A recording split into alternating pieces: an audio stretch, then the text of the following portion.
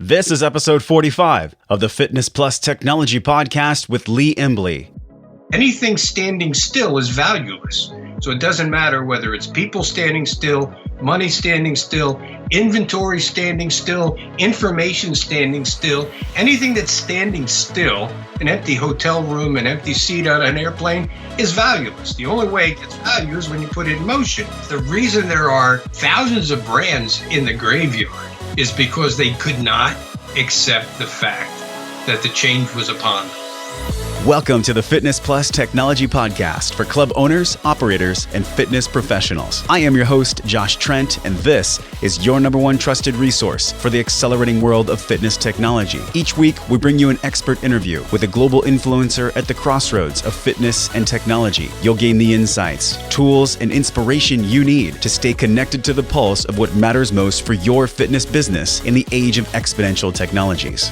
With the fitness industry poised to further expand its impact and transformation within the wellness industry space, we're growing smarter today from one of the world's most influential minds in the active, healthy lifestyle sector, Lee Embley, to discuss the best of the best takeaways from over 40 years of his work around tech innovation and digital trends. These have now led him on a mission to connect the role of fitness to an even larger ecosystem of wellness driven by artificial intelligence and big data sets through his platform, Optimal AI Coach. We know now more than ever that fitness has been and always will be a powerful and integral piece in what is at the core of all of our club members' goals, which is to be healthy and well in their body, mind, and spirit. So on this podcast, we unpack the nuances of what Lee believes is the biggest miss right now in the fitness industry, how human longevity plugs into our standard fitness models, why the ultimate value proposition for wearable tech is wellness, not just the fitness segment, and how Lee's own health journey has inspired him to radically shift his focus in the coming years. With the fitness industry experiencing the most radical transformation in decades, what are the most powerfully distilled concepts that club owners, operators, and fit pros must understand when it comes to fitness and wellness technology? The answer to that question and much more takeaways for operators, owners, and pros in this episode with Lee Embley. Over the past 3 decades, Lee Embley has been both an innovator and an influencer in the active, healthy lifestyle sectors, building brands in retail, connected tech, digital media, financial services, and many more, including Pro Women's Sports USA, the NCSB, the first sports performance data and evaluation platform, Leap for Life, the first wearable marketplace designed for health and fitness consumers, and his latest body of work, the Optimal AI Coach. Lee, welcome to the Fitness Plus Technology Podcast. Thank you. I've been doing a lot of digging around technologies, and specifically, Lee, what came up the most at the FitC Roundtable was discussions of what Amazon is doing. Right. Driving business, driving commerce. What would you say, looking back over the past 40 plus years? Has there been one dot that you could connect to many that is really the technology ethos of why businesses are being successful? Or is that just way too big of a question? No, I think it's a fair question, but it's distilled down to one term. It's relevance. And if there's not relevance at the end of the day, there's no sustainability.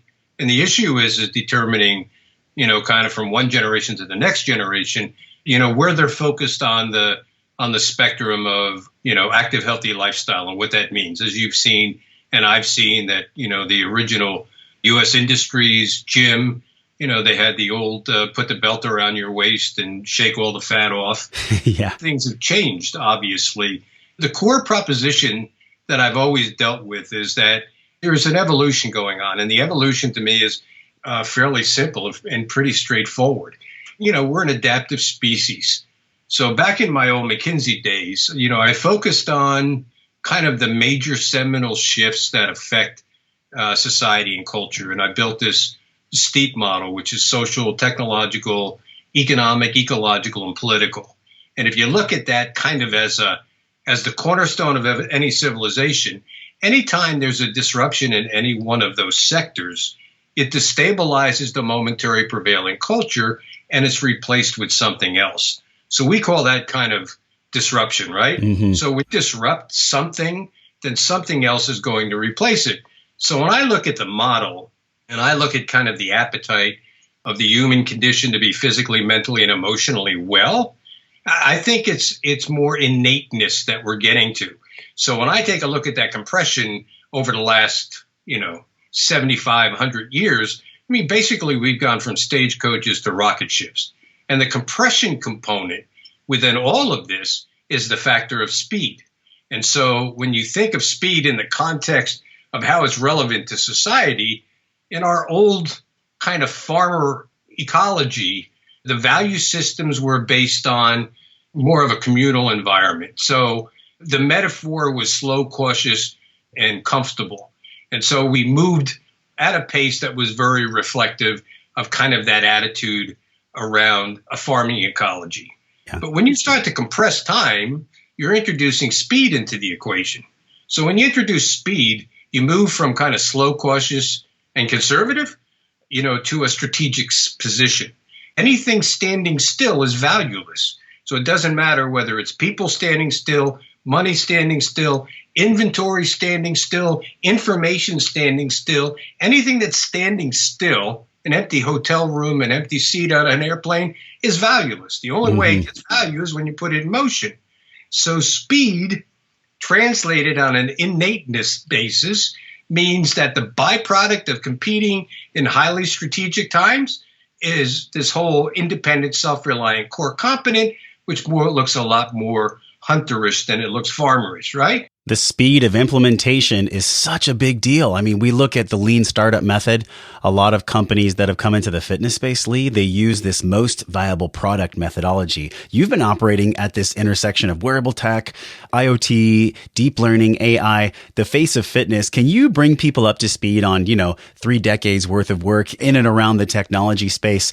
You essentially started a first e-commerce business, network credit service. You went on to found Leap for Life, Optimal AI Coach. I mean, you have had one foot in technology, it seems like, for over half your life. Yeah, actually, it started sooner than that, Josh. So one of the clients I had was Roy and Patty Disney, and I was helping them, obviously, on making some acquisitions.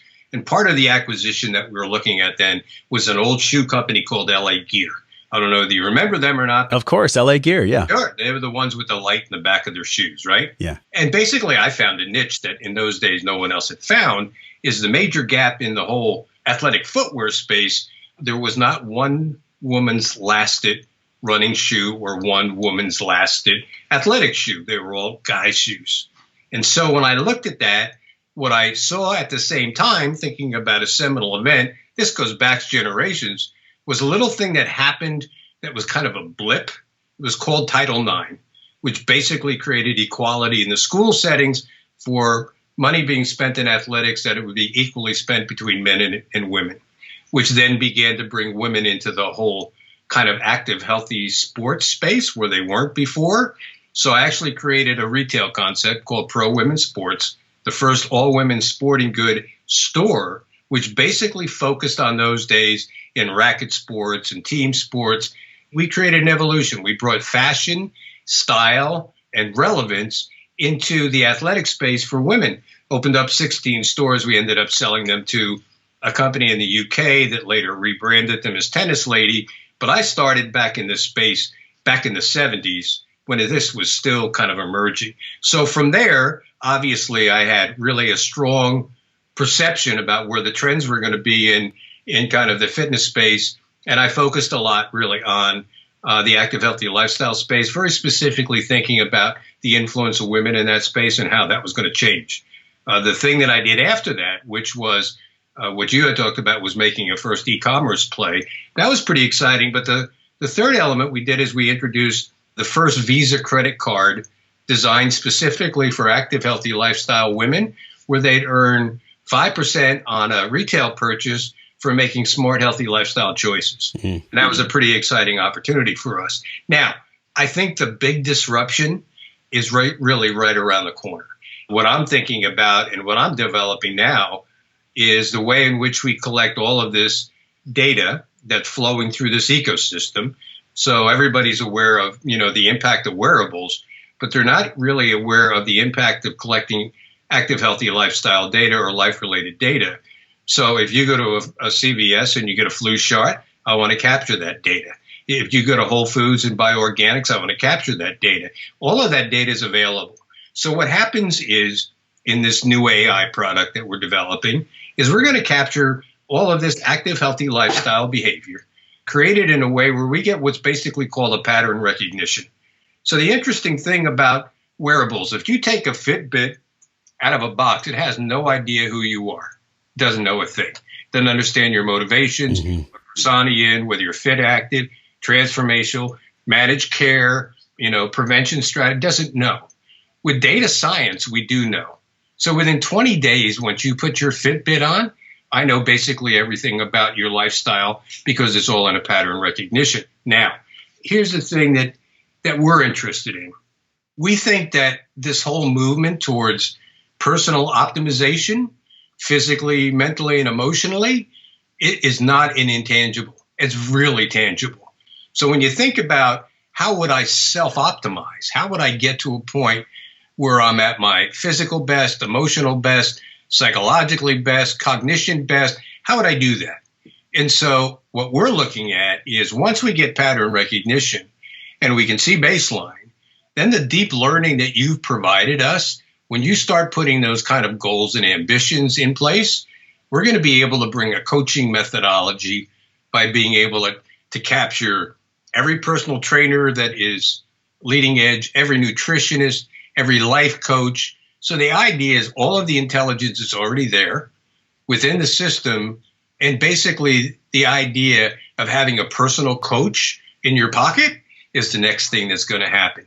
Now, that may be 5 years down the road, but we've looked at the trends with quantified self and a number of these other things, and it's disappointing because all it does is kind of tell you where you are. This is such a great point, Lee, because there's so many data sets out there. We've talked about this with many guests before. You actually wrote something thought-provoking. It's called The Big Miss. Change is soft cultural, hard to define, really, on LinkedIn.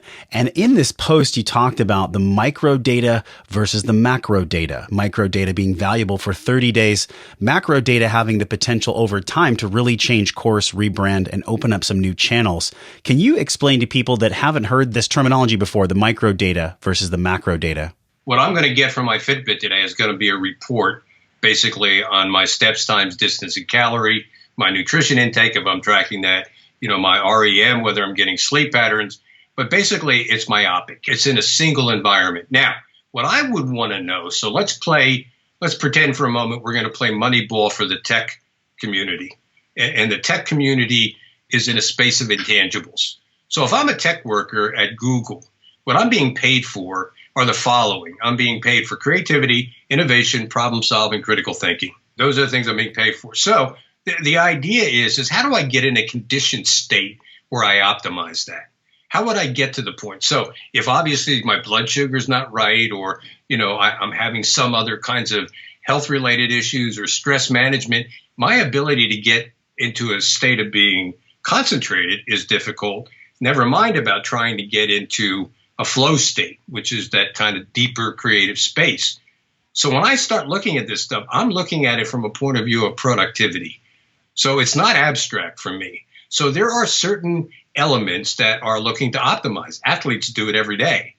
So when I'm looking at the relevance for people, it's in managing, the components of lifestyle on a daily basis. So microdata is an important input device, but it doesn't tell me anything. The only thing that tells me something is my macro data, is whether or not I'm improving in the key areas where I think I need improvement. And that data display isn't being produced today. That's the data display that we're looking at from a point of view of optimization. And just to humanize this too, you had mentioned in the same article, a macro experience, which you already touched on. Then your 6-year-old daughter who had started to play tennis asked you, hey, Daddy, how come they don't make tennis shoes for girls? They only have boys' sizes. So this is a macro experience. Do you see anything like that right now, today, in our fitness space that's very intensive and can be shifted through that macro recognition? Well, just focusing on what we've seen from the transformation of the definition of women in fitness in the last 24, 36 months as a shift from beauty to strength. It's a seminal event because it's not only just changing techniques and methodology, it's changing attitudinal basis. It's changing perceptions. It's recasting in some powerful ways. Yeah. The problem that I see in the space generally is the inconsistent, valuable deliverables. So if you're a personal trainer, you can put them on a scale from 1 to 10. And unfortunately, far more are 5 and below than are 5 and above. And so when you look at that in all context, I look at it like Uber. Uber's basic proposition is a guy with a car and a guy who needs a ride, and the connected tissue is what Uber does. In the world that I'm looking at is once we have that person, I'm looking obviously to optimize my position. How can I get the best practices, the best knowledge, the best information customized specifically for me? You just can't go out and resource that, through a gym experience or something else. So I think, what I would say to the industry, the service providers, is you're a threat level 4. Because someone, whether it's the Embleys of the world or the Watsons of the world or others that are looking at the power of artificial intelligence, it's going to be to displace the inconsistency of the value proposition that is fragmented from one location to another and get a better deliverable. So those are the things that I think are kind of important to recognize, is that if you're not optimizing in your space and create a brand value with either your club or with your clientele that really puts you in a position where you're unreplaceable, then you're suspect, right? You're suspect to be replaced by technology. It's interesting, too, when we look at your threat conditions that you write about, every sector is under siege. You mentioned Jeff Bezos with this retail crushing machine. You asked, what data were these giant brands looking at? What do you think the large brands are looking at right now in fitness in regards to this giant data sets? I don't think they are. I mean, that's the problem. I think they're looking at data trends that are already obsolete. They're looking at relevant data for the last 30 days. I don't see really any innovation in this space. I see manufacturers getting a recognition finally that they need to be able to transport their data from a machine into somebody's smartphone or into somebody's device. So there's a lot more equipment that's smarter, but it's disconnected. So it's the idea of an open system or a closed system.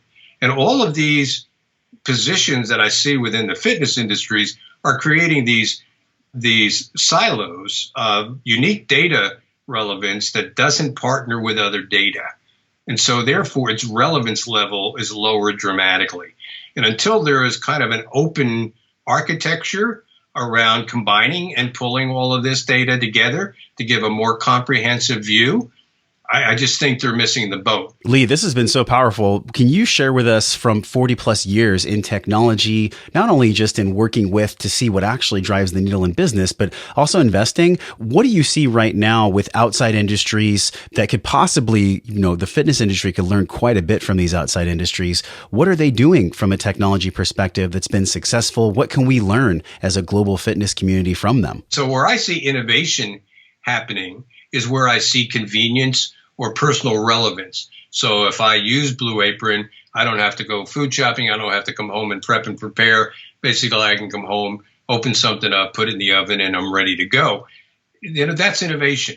Now, where is the innovation in an environment that basically says you have to show up in a gym to get the benefit of the club? So where they've missed is the clubs were raging against outside technology and saw it as a threat, rather than figuring out how to smart partner with it. So the gym and its myopic view of the world, the member is valuable when they show up. And the only time that there's any engagement with the member is through the physical exchange within the property. What I would have done in the fitness space had I been in it actively and got engaged on the club model is I'd start to figure out how to integrate with all their technology, how to motivate them, how to engage them, and how to reward them. So the fitness industry has not used kind of the basic tools of sustained engagement. There's really no recognition if you've been a member for 1 year or 15 years. There isn't any special treatment from a point of view of their management systems, access, privilege. It's the kind of the only industry that I can look at out there that doesn't value loyalty. The relevance piece too, when you talked about this, what comes up for me is almost a checklist of being relevant to life now. I love that you brought up evolutionary biology, thinking about what kind of body we were in 10,000 years ago really hasn't changed. And the hunting skills and the types of skills that we needed back then, it's a completely different world now. So yes, this model of if you're not coming into the club, then you're not going to be healthy, that might have applied possibly possibly 60 plus years ago. But now, Lee, our attention is the new currency. We're constantly under attack for our time, for our energy, for our resources. I can see a checklist of, if we want to optimize performance, how does recovery, longevity, and time saving plug in to a fitness experience, to a customer journey in the fitness industry? I'd love to riff with you on what that might be like in the next 3 to 5 years. In every business, you start with the idea of putting the customer first, and it is an experience. But where the clubs fail, basically, is they think their experience starts and stops the time that somebody gets into the club. Somebody is in that club because they've got some kind of motivation to be there, some intrinsic motivation that's kind of driving them there. I don't know whether the club really knows what their intrinsic motivation is. I know they're presented with classes and opportunities, but I don't think that they have an engagement level that can basically coach or motivate or direct. I think if you hire a trainer within a club environment, they're on a prescription basis. They're basically, it's machine introduction, how many reps, how many sets, and then you basically get out of the way, because the fatal flaw in the personal trainer model is he's going to tell me everything I need to learn in 30 days, and I don't need to pay him anymore because he's going to tell me the same thing. So we lose relevance because we're not involved in relevance. We're involved in a practice that we hope translates to relevance. But I think we have to be far more engaged as an experience level if you want to attract and motivate them. Yeah, and I think when we see what Technogym has done, we're bringing in IBM Watson for AI into their wellness program. This is really the direction that I'm seeing a lot of people in the industry that are on that bleeding edge of growth. There are many ways that artificial intelligence right now, and especially in the future, are going to help. Can you tell us about the Optimal AI Coach that you've been working on? How long have you been designing the Optimal AI Coach? I started with a very simple premise, probably about 18 months ago, of asking people 4 times a day one question. And the question is very simple. Are you optimal or suboptimal? It puts them in their current state at the moment. So the idea is if I could get technology to ask that question, are you optimal or suboptimal? And if somebody says I'm optimal, terrific. If they say suboptimal, my drop-down set of questions, is it physical, mental, or emotional? Once I start to get that response, then I can isolate it into either a condition, which has, a higher value, or a factor. So if somebody says I'm highly stressed, but it's a factor, and the factor happens to be I'm in traffic on 405 in LA, that's not a big issue for me. But if I see that it's a lifestyle threat, then that's a different issue. So by asking the question, which is the key thing, where are you in this moment? So 4 times a day, I'm going to ask you, are you optimal or suboptimal? 4 times a day, you're going to respond. Within 20 days, I've got a pattern. And so I can see where you're optimized. And within this model, basically, is you're teaching AI. You're teaching AI basically how you live. And the more input that you give the AI, the more it knows you and can anticipate you. So if it sees that you have a habit of eating a Twinkie at 10 o'clock in the morning, and you find yourself going to sleep at noon, it can tell you that your blood sugar basically changed enough where you can't concentrate. So the possibilities are endless, but it's a 2-dimensional process. You have to ask the question, are you optimal or suboptimal? And unless you ask that question and collect the data and do that repeatedly, then the intelligence is benign. It's only 1-dimensional. And in order for this to scale, Lee, I look at your work you did with 11 plus years for Sweat Equity. You were doing these fitness activities for people, and they would be getting rewards and points. How much behavior science, how much habit recognition, or as you like to say, pattern recognition, has gone into what you believe this will be for Optimal AI Coach? We're not unpredictable humans. We're just not.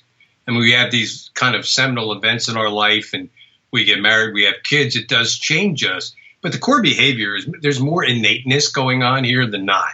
So I think there's lots of things that we can learn when we open up, 23andMe and do some of these other kinds of extracts into the genome. But what I'm telling you basically is the evolution of the optimal side basically is the exchange of information between technology and a real user. And that gets highly personal and highly intimate. So when I look at, motivation theories, whether it be intrinsic or extrinsic, and I look at those, I know in my settings where we've brought these activities is there's a certain degree of, intrinsic motivation that gets people started January 1. There also is the, the newness of a pattern and the likelihood of whether somebody's going to quit in 35, 40 days. If you're looking at the data correctly, you can see that. You can see the amount of time. You can take a look at the data. You can take a look at the intensity. You can take a look at the injuries. So let me give you a transformational woman model. Transformational woman's 37 years old, wants to lose 30 to 50 pounds. And so we get her baseline activity. She's putting in, 25 to 5,000 steps a day. I can see her cadence. I can see her intensity level. And basically, once we get the nutrition side, we're not in a deficit. So she's taking in more than she's burning off, right? I mean, it's just kind of basic. Now, what happens is with the motivational side is what I need to do with her is defeat her demons.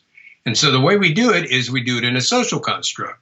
So the idea is to match her up with people somewhat similar to her, but people who are succeeding, and put her in a context where we're going to change the dynamic of her motivation. And so what we did with the virtual events is we put her in a group of 5 people, and we said that there's a prize at the end of the deal. And everybody's got to put in 10,000 steps a day, and that has to be individual, or no one on the team gets any rewards. So, I can tell you about the experience of my wife. My wife, who would be somewhat casual about getting her activity, once I put her in a team environment where she was responsible for 4 other people, 11 o'clock at night, she'd be on our treadmill down in the wine cellar where she'd be getting her steps in because she had a greater responsibility to the team. Mm-hmm. Start using data science, game theory, social construct, incentive. We can start to move intrinsic motivation, lining it up with extrinsic motivation, because what matters then, more than their personal goal, is keeping faith with a group.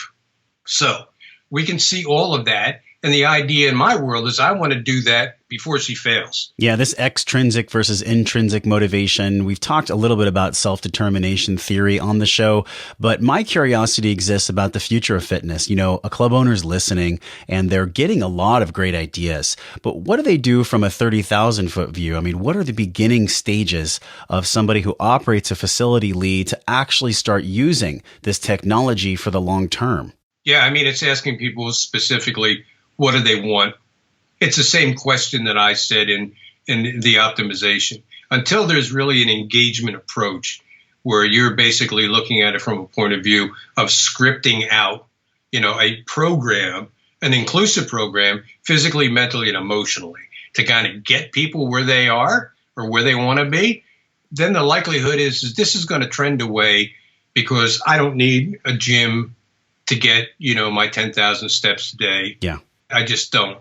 Until the gym owner basically has a responsibility that says our value proposition is going to be produced in high demand because what we work with is success. And working success are the people in the club who become the ambassadors of the program that they developed internally within that system. So to me, it's really about an engagement approach that I don't see the industry moving anywhere close to, but I wish there was.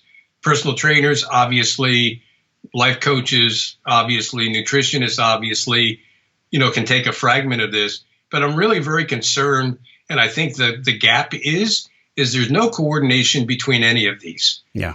And until there is, a real coordination, kind of that team. So if I'm Jason Day and I'm going to go out and make $25 million this year on a golf course, I got a sports psychologist, I got a nutritionist, I got a strength conditioning coach, I got somebody doing. That's not by accident. That's by design, right? Yeah. Because the requirement is that I've got to be physically, mentally, and emotionally well to go do my thing.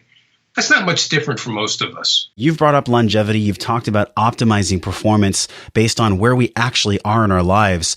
A busy parent, they're checking into a gym. What do you think a wellness ecosystem might look like where the fitness industry can use that to create an incredible journey for somebody that needs fitness in their life? Yeah, well, let me tell you a story because I think there's some relevant, and I'm not sure I'm going to talk about it, but I'm a stage 4 cancer patient. And so when I was diagnosed 2 years ago, I sat in front of my oncologist, and he gave me very specific directives.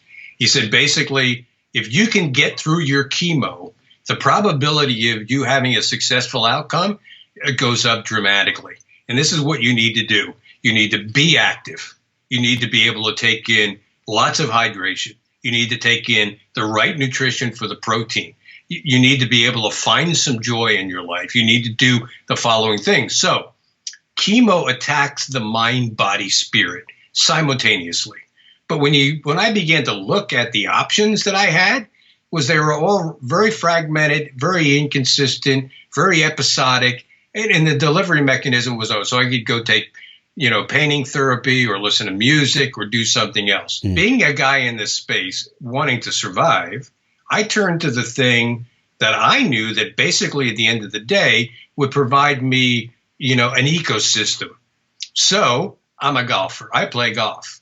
I turned golf basically into wellness therapy. So when I deconstructed the game, I looked at the physiological characteristics of the game, musculoskeletal, core basics, aerobic conditioning. I looked at the psychological benefits of the game. I looked at the neurological benefits of the game, and I turned the game into a wellness strategy. Now, I'm sitting here today telling you we just got off the phone with the PGA America, who's going to adopt this along with the American Cancer Society to bring it to the game. But holistically, Josh, these things aren't separate. You can't go and get a workout and then go back to your house or go back wherever you are in a highly stressed, anxious, kind of amped up basis, because the reality of it is you've worked on one side of the human experience or the human condition. You're not looking at it holistically. You've got to care for the entire condition, physically, mentally, and emotionally, simultaneously. And unless you're doing things on all three of those simultaneously, the likelihood is you're not going to get any of the results. You're not going to get the energy and the vitality. You're not going to create the optimism. You're not going to create curiosity. Yeah. All of those things come out of psychological states. I mean, you're a hero in your own world.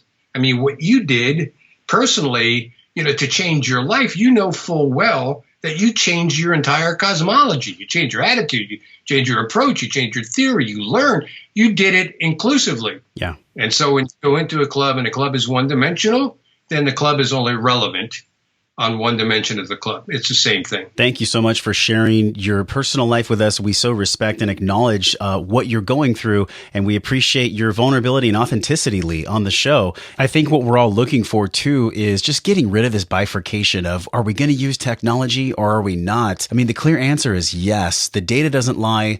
As you mentioned, pattern recognition doesn't lie. How do we make the club, though, Lee, become the technology hub? I think that's the ultimate goal here is, look, if people can't come into the facility, that's fine. But how do we keep them connected to the facility? You just can't fight the technology. You have to embrace it, and you actually have to drive it. Yeah. So, we've been having discussions with guys like Zoom Media on ways that they can extend the integration beyond, their current model, which is designed specifically to be marketed while you're in the club space. What we've tried to talk to them about is that same guy or gal who's in that club is going to walk out of the club and Zoom Media's relevance ends when they do. So how could you take their technology from that device? How could you then engage them in an activity that feels like a club activity that's outside of the club? And how could you then capture that data, monetize that data, and then reward that data? So there's things that the periphery can do, like some of the service providers can do. But until a club basically decides that it's basically going to deconstruct their, value proposition, which is selling memberships and retaining memberships. And I think, Lee, what we're seeing is that technology can provide this experience for somebody to stay committed, to have that intrinsic and extrinsic motivation with these exterior frameworks of accountability. What do you think the future looks like for the rest of 2018? We're here recording in 2017. In 2018, is there something that pops up top of mind for you that you believe the industry is going to pay attention to a lot more? Well, I think it's really going to be the shakeout of the wearable space. And whether the wearable space basically is going to create a value proposition beyond just exchanging data with the user. And so on a wearable side, I just don't see lots of innovation. The business model can get commoditized fairly quickly, and it will get commoditized unless the experience changes.